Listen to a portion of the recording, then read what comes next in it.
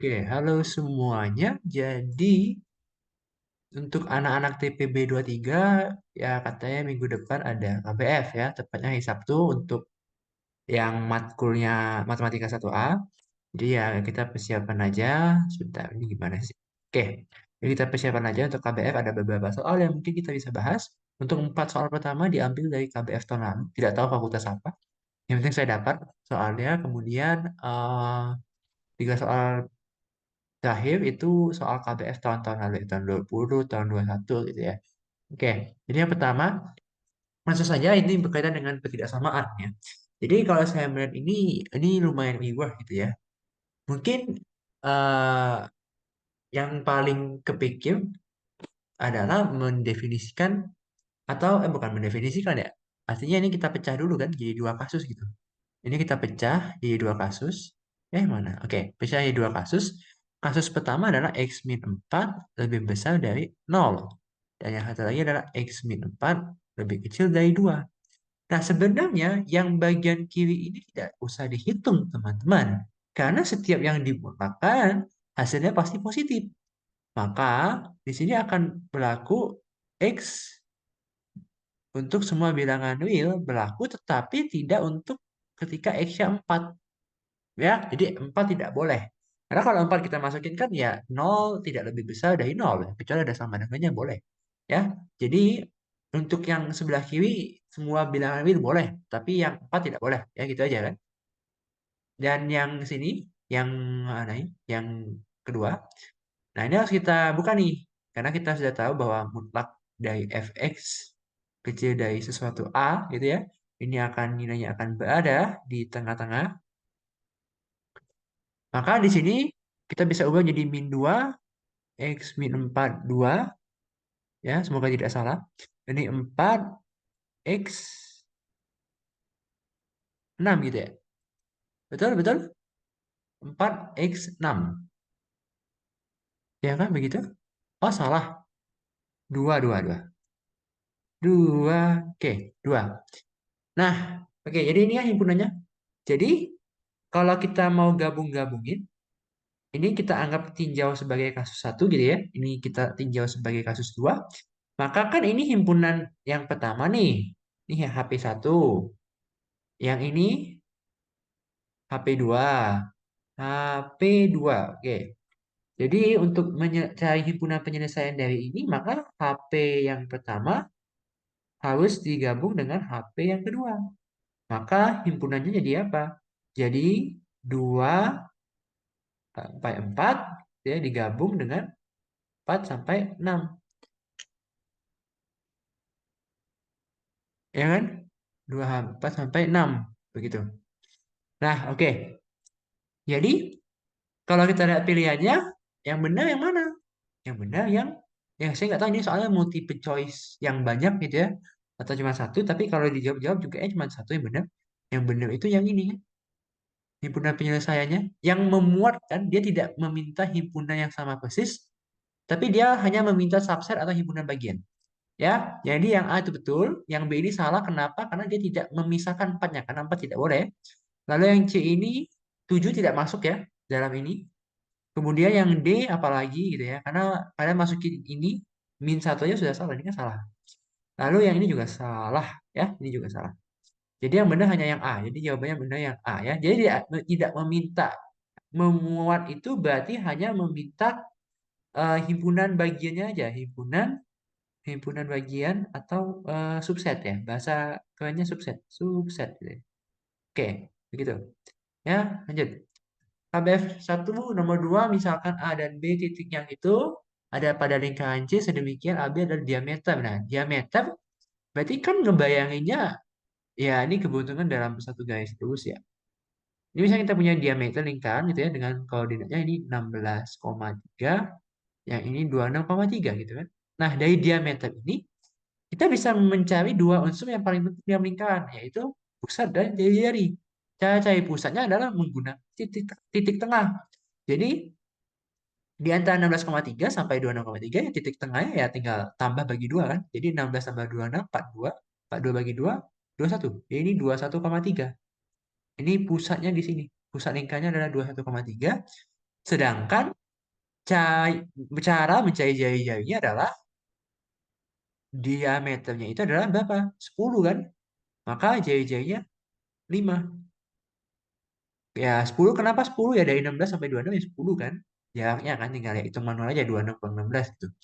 Nah, jadi kita sudah dapat jari-jari dan pusat. Dimana kalau kita mau nyusun, ya susun saja tinggal x min a kuadrat gitu kan, ditambah y min b kuadrat sama dengan f kuadrat. Maka di sini jadi apa? Jadi x min 21 kuadrat ditambah y min 3 kuadrat sama dengan 25 lah ya, 25 aja. Nah, kita baca soalnya. Dia minta lingkaran C memotong sumbu X. Artinya di sini kita buat Y sama dengan 0.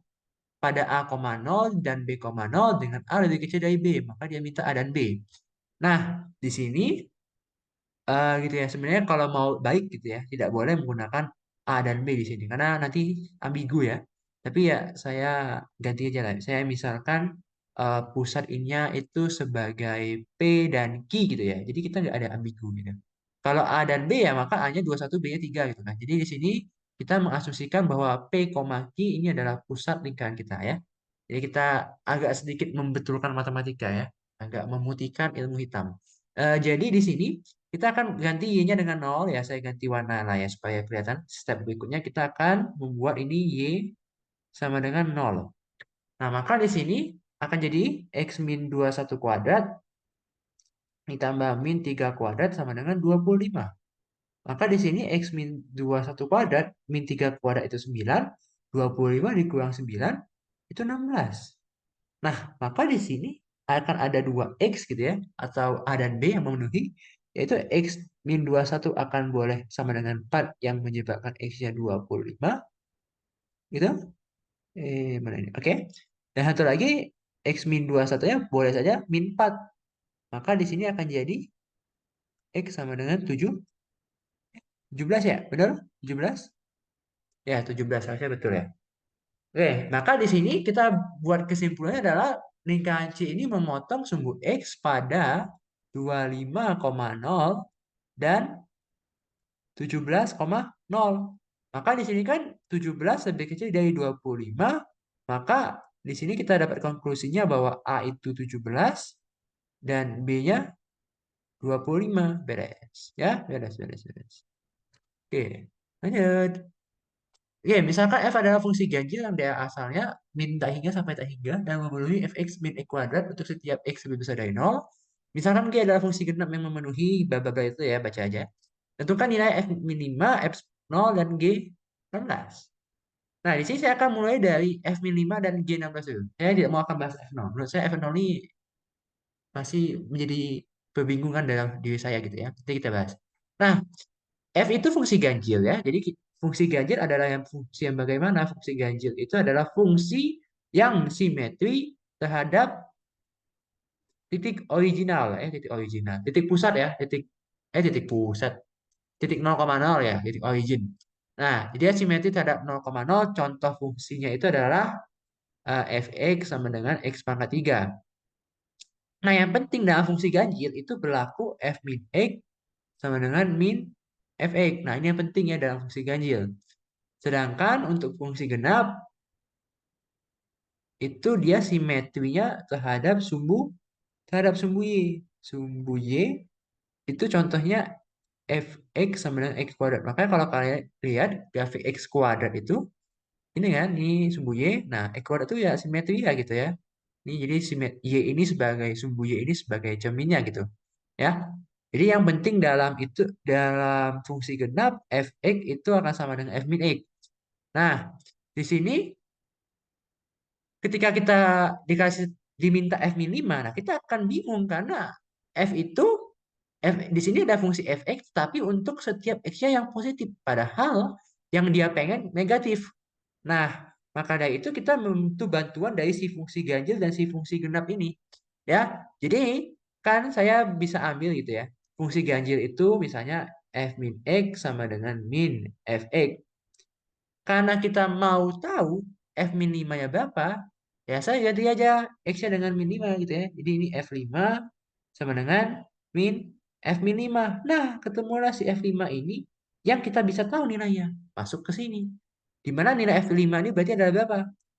Berarti saya tulis min F min 5 akan sama dengan min 25. Maka di sini F min 5-nya akan sama dengan 25. Dapat. Oh, dapat kan? Kemudian kita ke G16 dulu ya.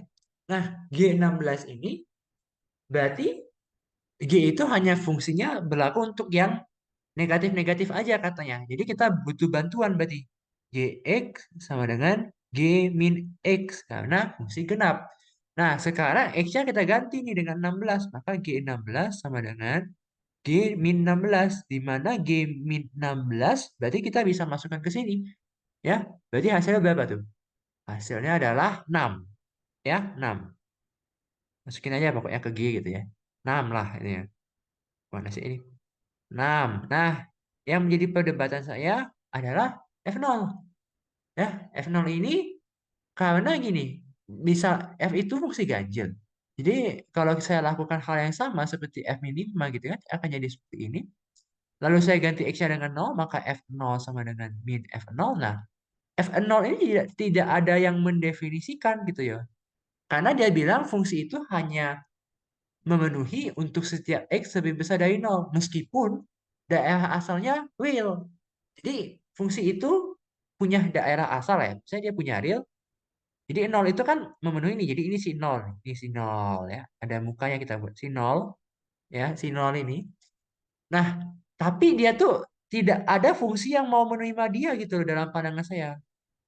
Gak ada fungsi yang mau menerima dia gitu. Karena kan fungsi yang di sini untuk setiap X lebih besar dari 0.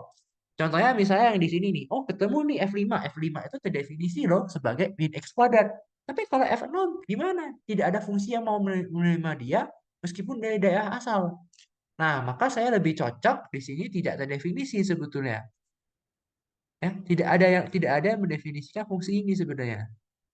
Cuman nggak tahu kalau mau diminta jawaban ya ya F0 ya nol gitu ya. Mau gimana ya? F0 nilainya nol. Ya, tapi kalau menurut saya kayak tidak terdefinisi ya. Cuman tidak tahu juga. Tanyakan kepada yang lebih jago gitu ya. Oke.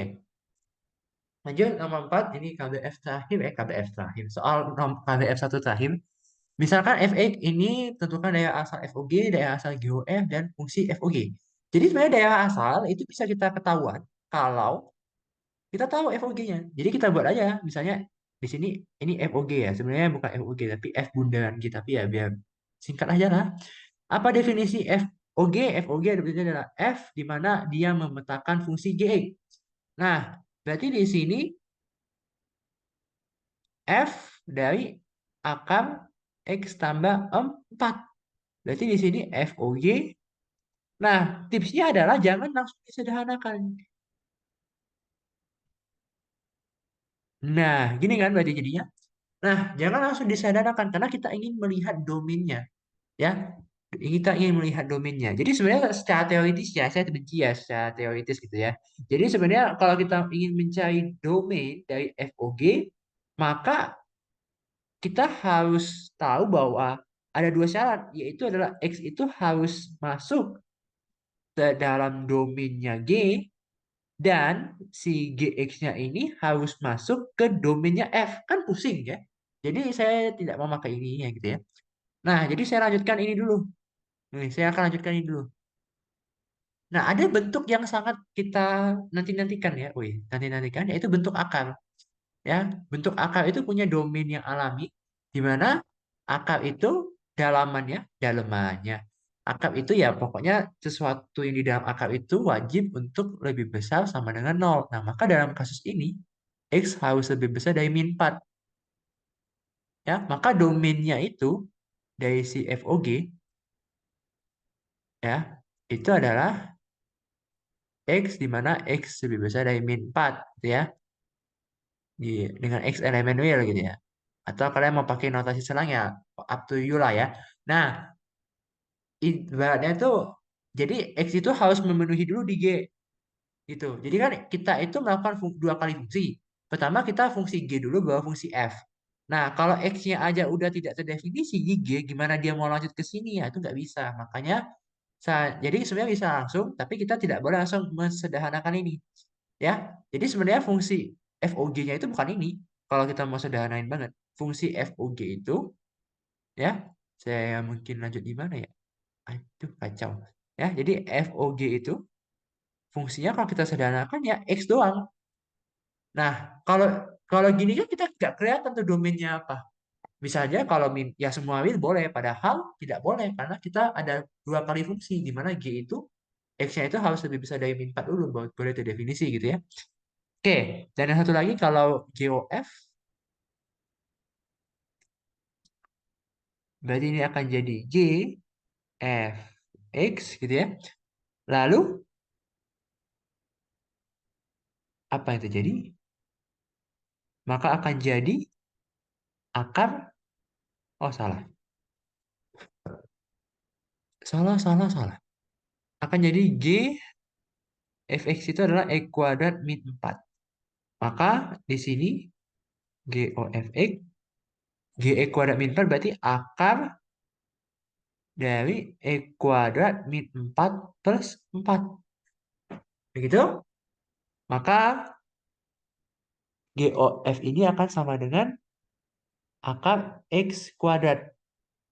Ya. Nah, jadi domainnya berarti semua mau gimana pun boleh. Gitu ya. Ini berlaku domainnya untuk si GOF ini semua elemen real. Ya, karena sesuatu yang dikoreksi pasti positif. Begitu. Anda harus bisa membedakan antara, oh salah-salah. Kenapa saya buat kurung? Ya, harus bisa membedakan antara akar dari X kuadrat dengan akar X yang dikuadratkan. Nah, ini tidak sama. Ya, istilah yang dalam ini tuh sudah dijamin positif, tapi yang ini belum. Kalau ini X-nya min satu, akar min satu kuadrat jadi I, saudara-saudari. Ya, imajiner, mampus. Kalau di sini min satu kuadrat satu, aman. Gitu ya. Nah, maka di sini kalau saya lanjutkan GOF itu, nah hati-hati, AKX kuadrat itu apa? AKX kuadrat. AKX kuadrat itu mutlak X, bukan X aja. Jadi GOF-nya adalah mutlak X. Dengan domainnya adalah semua real boleh. Ya, begitu.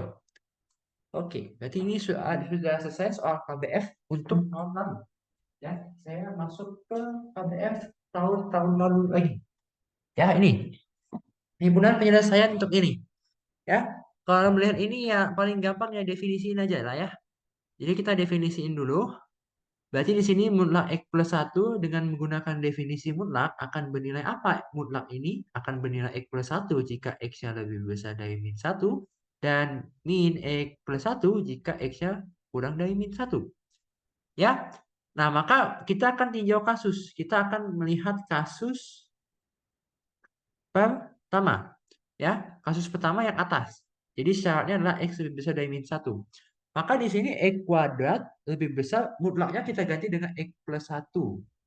Ya, maka di sini akan X kuadrat min satu lebih besar sama dengan nol. Kita faktorkan jadi gini, ya. Selisih kuadrat. Maka kita buatlah garis bilangan gitu ya. Garis bilangan di sini, lalu ini plus, min, plus, yang tidak tahu kenapa ya, lihat video yang sebelumnya lah ya. Jadi kalau kita mengambil yang positif, ini, nah lalu ada syaratnya nih. Syaratnya itu, X harus lebih besar sama dengan min satu. Maka saya buat lagi nih yang merah gini. Nih, berarti yang kena merah dan hitam sekaligus, yang ini doang kan? Oh, itu ya. Jadi untuk himpunan penyelesaian pertama, itu adalah dari satu sampai tak hingga. Oke, lalu kasus kedua. Kasus 2 X kecil min satu. Ya, maka di sini kita akan menggunakan apa? Min X plus satu. Begitu?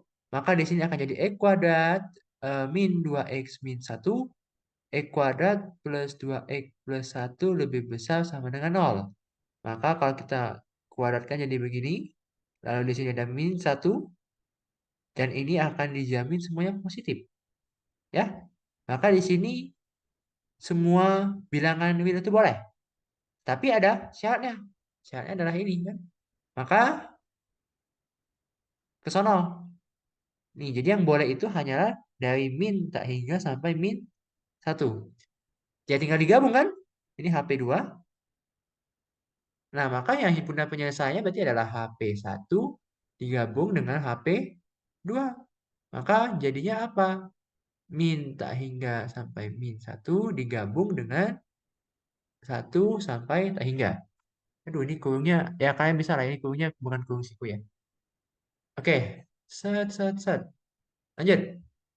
Fungsi. Diketahui fungsi fx sama dengan 2x kuadrat jika diperkenalkan fungsi gx sebagai hasil pergeseran f ke kiri sebesar 5 satuan dan dilanjutkan dengan pergeseran ke atas 5 satuan, tentukan titik potong gx dengan sumbu y. Jadi kita punya fungsi awal nih, ceritanya nih. Fx sama dengan 2x kuadrat. Nah, kita mau ubah jadi gx dengan step-step yang sudah dikasih tahu nih. Jadi step pertama itu dia bilang digeser ke kiri sebesar 5 satuan. Ya, digeser ke kiri 5 satuan itu berarti eh gini. Kalau kita punya fx gitu ya, dan kita mau mencari fx plus c, maka ini konklusinya adalah fx digeser ke kiri ya sejauh sejauh c gitu ya. Lalu kalau misalnya dari fx mau mengubah jadi fx min c, dia ke kanan ya, ke kanan. Kanan. Terus kalau misalnya dari fx mau diubah jadi fx tambah c, maka digeser ke atas. Kalau dia dari fx mau kita ubah jadi fx min c, maka ini ke bawah. Ya, ini namanya adalah ya transformasi fungsi lah ya. Ada juga yang namanya pegangan, pemampatan, yaitu silakan dibaca sendiri ya. Saya nggak tahu dosennya ngajar nggak. Ya, jadi di sini kita akan lakukan yang step pertama dulu. Jadi fx, nah di sini x-nya digeser ke kiri 5 satuan, maka akan jadi gini, 2 kalikan dengan x plus 5 kuadrat. Jadi yang di dalam x-nya yang ditambah 5 ya, ditambah 5. Kalau dia geser ke kanan dan ke kiri. Ya, ini step pertama. Step kedua digeser ke atas 5 satuan. Kok fx ini? Sorry. Ini bukan gx ya. Jadi kita misalnya fungsi lain aja. Ini jadi hx lah, misalnya gitu ya. Hx ini. Nah, baru dari hx kita ubah jadi gx kan. Yang fungsinya kita mau 2x plus 5 kuadrat. Nah, baru kita tambah 5 di belakangnya. Supaya dia naik atas 5. Jadi, setiap hasil fungsi ini akan ditambah 5. Begitu. Nah, karena dia minta titik potong dengan sumbu y, berarti x-nya 0. Titik potong dengan sumbu y berarti x-nya 0. Maka G0 ya. G0 akan sama dengan 2 kali 0 tambah 5 kuadrat tambah 5. Maka ini akan jadi hasilnya 55. Maka dia memotong di 0,55. Ya, begitu. Oke. Begitu ya.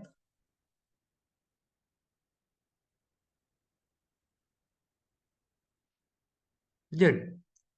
Diketahui 3 pernyataan. Jadi ini sebenarnya pilihan ganda. Jadi kalian tuh disuruh tentuin ini tuh pernyataan 3 ini benar atau salah. Ya. Jadi A, grafik fungsi fx diperoleh dari grafik fungsi gx sin 2x dengan menggeser ke kiri sejauh 3 satuan dan ke atas 10 satuan. Nah, ini salah teman-teman. Ya mungkin kalau kalian lihat sekilas benar. Karena tadi kan kita mau bahas. Kan benar gitu. Ke kiri sejauh 3 satuan, ke atas 10 satuan. Tapi tidak begitu. Nah, ini jebakan yang dibuat. Jadi, kalau kita tinjau dulu ya fx-nya ya. Jadi, fx itu saya lebih enak gini ya. Ini sin 2x plus 3 tambah 10. Nah, kalau saya sederhanakan, berarti kan gini nih. Fx sama dengan sin, ya. Ini duanya bisa dikeluarin terus ditambah dengan x tambah 3 per 2 tambah 10. Nah, jadi ini loh yang dimaksud. Jadi pertama-tama dia itu tidak menggeser ke kiri sejauh 3 satuan, tapi dia geser dulu ke kiri sejauh 3 per 2. Jadi depan koefisien itu harus X ini. Harusnya harus X gitu. Tidak boleh kalau misalnya nih 2x min 4. Nah, kalian langsung kayak, oh ke kiri 2 satuan, ke bawah 4 satuan. Nggak boleh, karena ini kan 2 kali x min 2. Jadi dia itu digeser dulu ke kanan 2 satuan baru dikali 2 masing-masing. Ya, begitu. Kalau kalian mau kayak tadi depannya harus X dulu. Ya, nggak boleh sembarangan. Jadi yang benar itu grafik ini dapat dari menggeser ke kiri sejauh 3/2 satuan baru ke atas 10 satuan. Begitu. Ya. Oke, yang B, daerah peta fx dia menanyakan daerah range itu adalah 9 sampai 11. Nah, kita kan tahu fakta ya bahwa nilai bahwa nilai sin itu ya, bahwa nilai sin itu akan berada di dalam satu sampai minus 1 sampai satu, ya kan? Nah, maka kalau kita ingin mencari nilai minimum dari fungsi ini, ya kita asumsikan aja nilai dari sinnya min 1 kan. Jadi fx-nya minimumnya ini akan jadi 10 ditambah dengan min 1 yang hasilnya 9, sedangkan nilai dari fx maksimumnya gitu ya, karena kan nggak tahu x-nya gimana gitu ya, 10 tambah 1 maka akan jadi 11. Nah, maka pastilah nilai PC itu akan berada di 9 sampai 11. Begitu fungsinya. C, fx fungsi periodik dengan periode p, pi. Jadi fungsi trigonometri itu adalah fungsi yang periodik. Jadi dia mengulang, ada periodenya gitu ya. Jadi fungsi periode itu kurang lebih gambarnya ya kayak gini lah nih, gini, gini, gini, gini ya gitu ya. Jadi dia akan ini kan satu periode namanya, satu periode, satu periode, satu periode, satu periode, gitu ya. Nah, dalam fungsi trigonometri, periode itu dirumuskan sebagai apa ya? 2pi per apa ya kita sebutnya ya? B lah ya. Di mana B-nya itu adalah 2. Jadi gini, 2pi saya lanjutkan dulu ya. Jadi periodenya pi atau 180 derajat. Berarti dia mengulang setiap pi. Setiap 180, setiap kalau sudutnya sudah sampai 180 derajat maka grafiknya bakal ngulang lagi. Jadi misalnya kalau kita gambar ya itu ya. Kalau kita gambar misalnya ini 180 gitu ya. Misalnya fungsinya gini nih bentuknya nih. Gimana sih? Ya misal contoh ini ya, contoh, contoh. Jadi misalnya gini. Nah, sudah nih, ini sudah satu periode, jadi dia ngulang lagi di 360. Nah, itu ya, ini ilustrasi aja ya, bukan fungsinya, hapus aja lah. Nanti gua di ini, dihujat.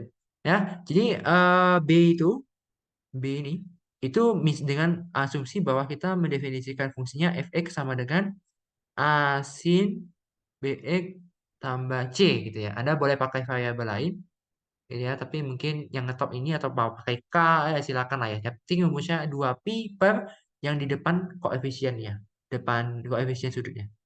Ya, begitu. Jadi pada kalau misalnya ditanya periode dari sin X dan cos X, ya periodenya adalah 2pi. Berarti fungsi itu mengulang atau periodik setiap 2pi. Ya, begitu. Jadi ini soal terakhir ya. Semangat belajar KBF-nya meskipun online yang bisa nyontek ya terserah kalian lah ya. Ya, semoga bermanfaat. Terima kasih dan sampai jumpa.